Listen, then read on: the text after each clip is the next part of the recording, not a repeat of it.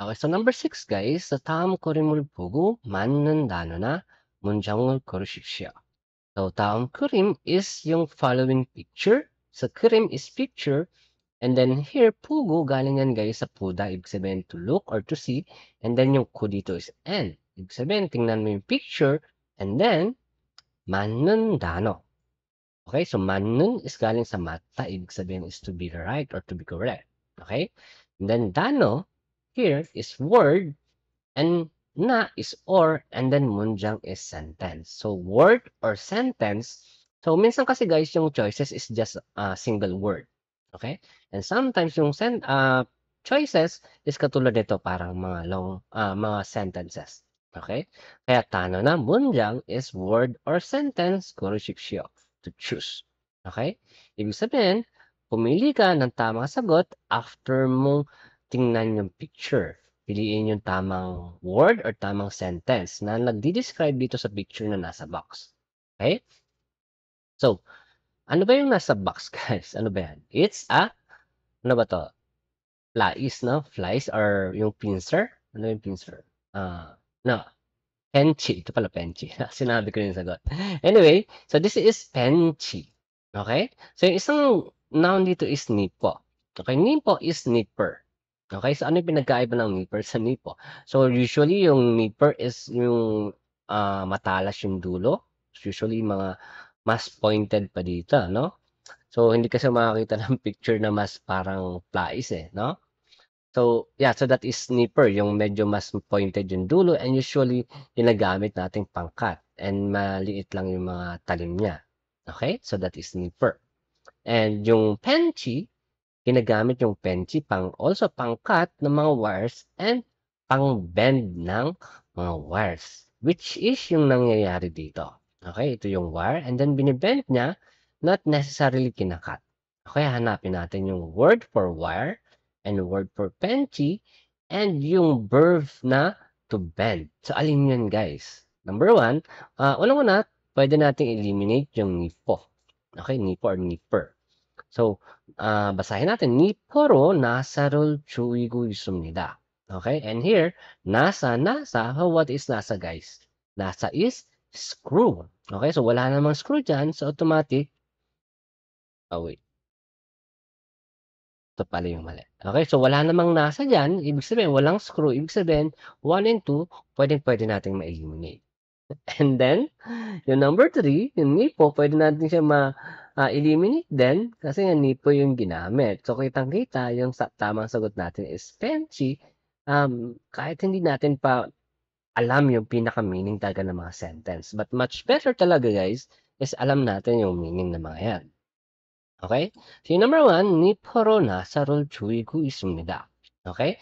So, ito guys, alam nyo naman yung ku ita na ending na grammar. Ibig sabihin, it's a present progressive. Kasalukuyang ginagawa or nangyayari.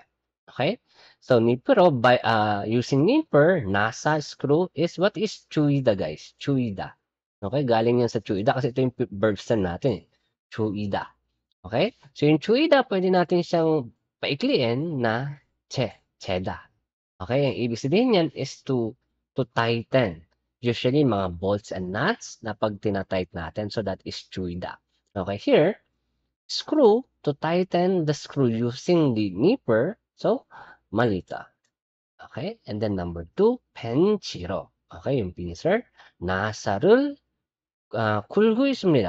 kunku 있습니다. So, what is kunta? So, this one guys, sorry, mali yung spelling natin. It should be kunta. Okay? Kunta. Okay, ibig sabihin ng kunta guys is to cut. Okay, so pasensya na kayo guys kung may mga maling spelling kasi tinatype ko lang isa-isa. Okay? And hindi pa ako sanay masyado sa Korean keyword kaya ayan ang nangyayari. Okay? So, ibig sabihin, penchiro using pincer, ro, ibig sabihin yan is by or is using that noun na ginamit before ro. Okay? So, using pincer, nasa yung screw, kunko is ibig sabihin, kinakat yung screw using pincer. So, number 2 is also wrong. And then number 3, niporo, using the nipper, 철사를 끊고 있습니다. So, cholsa guys is yung wire. Okay, yung cholsa. And yung kunta, ito pala, tama yung spelling dito, pagdating dito mali. Kunta is to cut the wire. So, here naman guys, hindi naman talaga natin kinakat, binibend lang natin. So, that's why yung number 3 is also wrong. Okay? And number 4, 펜치로 using the pincer, 철사를 yung wire, 구부리고 있습니다. So, what is 구부리다? Yun yung verb sa to bend. Okay? So, kung alam natin guys yung verb na kuburida, okay, and alam natin yung cholsa, so pwede natin siyang ma-answeran ng isang saglit lang, ilang segundo lang.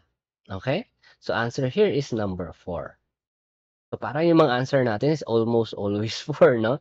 So, yeah. So, next question, guys. Okay, so number 7 guys, sa taong karimulpugo manundano na munjangon korisipsyo. So same yung question, but here, tano lang yung pipiliin natin. Word lang. Kanina, munjang or sentence.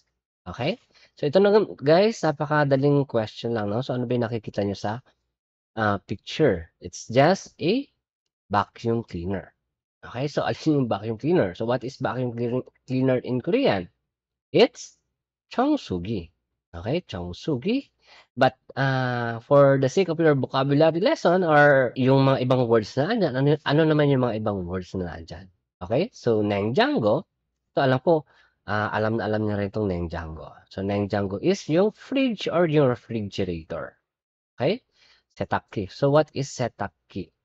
세탁기 is yung washing machine. So parang 세탁하다 din, no? 세탁하다. And here, parang ito lang yung medyo kung ako parang ito lang hindi ko alam kung dati na. But 청소기 guys is parang sounds like, but this is 청소기. Okay, from the word 청소하다, ibig sabihin to clean, and gi is ibig sabihin ng mga gi is mga machine. Okay, so machine for cleaning is vacuum, and this one guys is a machine na ginagamit to purify the water. Okay, so water purifier. 청소기. Okay, so answer here is number 1.